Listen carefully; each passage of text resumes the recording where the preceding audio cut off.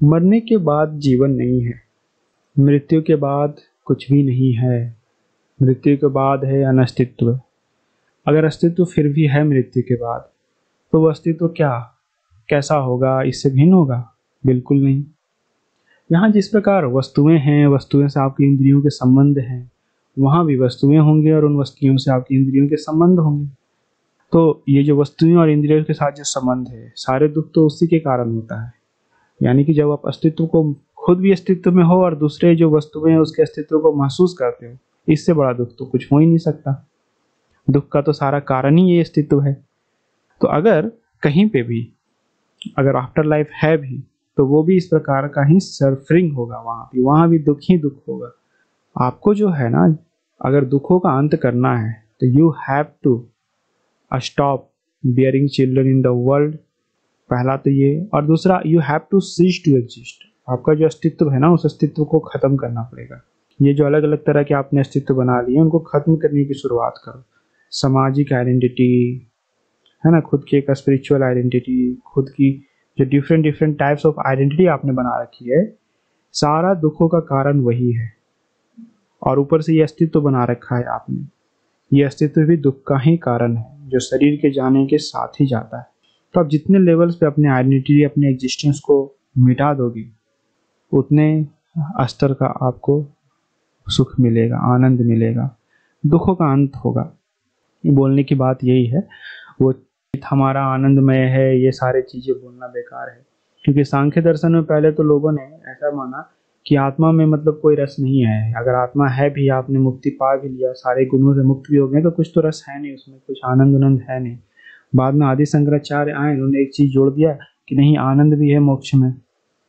अब ऐसे तो लोग जोड़ते रहेंगे ना, क्योंकि उनको तो काम है ना आपको आकर्षित करना उस सत्य की ओर। लेकिन मैं इस तरह से आपको आकर्षित नहीं करने वाला।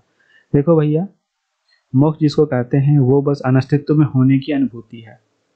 आप एक बार शरीर से चले गए, आप अनस्तित्व में हो गए, मतलब आप एग्जिस्ट नहीं हो फिर। और वो जो है सारे दुखों का अंत वही है ना। तो आफ्टर लाइफ जैसा कोई चीज़ें है नहीं। आत्मा अगर आप मानो एज अ कॉन्शियसनेस, तो जब तक आपकी शरीर है तब तक आपके अंदर है। आप मर जाओगे, सभी चीज़ें खत्म हो जाएगी। अब वैराग्य और ये सारे पुण्य उन्य का क्या फल है? कोई फल वगैरह नहीं है, कोई यहाँ पुण्य नहीं कर रहा, सभी पाप ही कर रहे हैं। पुण्य करने का दिखावा जिस स्तर पे आकर के वो करते, तब तक वो बहुत सारे पाप कर लिए होते हैं। अभी देखो, जैसे आप भारत में कहो कि ये तो बहुत सारे लोग पुण्य आत्मा है, नहीं है ये सब पुण्य आत्मा। ये सब वही लोग हैं जिन्होंने जाति व्यवस्था बनाई, उसके संरक्षण में लगे, उसके लिए मार काट किए, बौद्धिक रूप से करवाएं। और दुनिया के दूसरे देशों में देख लो, ये जो जितने भी व्यापारी लोग हैं, ये सब हैं, वो सब भी पाप ही कर रहे हैं। उनको मार काट करके अपने, या करवा के कहीं अपने मुनाफे से मतलब है, किसी को अपने सत्ता गद्दी से मतलब है। तो यहाँ पे ऐसा कोई नहीं है जो कि पापी नहीं है नैतिक दृष्टिकोण से। और अगर आप परम नैतिकता को प्राप्त करना चाहते हैं, तो उसका तो मैंने आपको उपाय हर बार बताया है, आज भी बता रहा हूँ। प्रजनन ना करें, किसी भी जीव को अस्तित्व में ना लाएं, क्योंकि कोई भी चीज़ अगर अस्तित्व में आ जाता है, उसके बाद वो सफ़र करता है एक टाइम पीरियड के लिए, जिसको हम लोग एग्जिस्टेंस कहते हैं, जब तक वो अनस्तित्व में फिर से वापस ना पहुंच जाए शब्द तो बोलना गलत ही होगा। अनस्तित्व मतलब अब कुछ बचा ही नहीं, पहुंचना, आना जाना सब खत्म। तो ये चीज़ें है जिस पे आपको भी चिंतन करना चाहिए, है ना। थोड़ा अपनी अनुभूतियों से समझने की कोशिश करो। बुद्धि मिली है आपको एक इवोल्यूशन के कारण।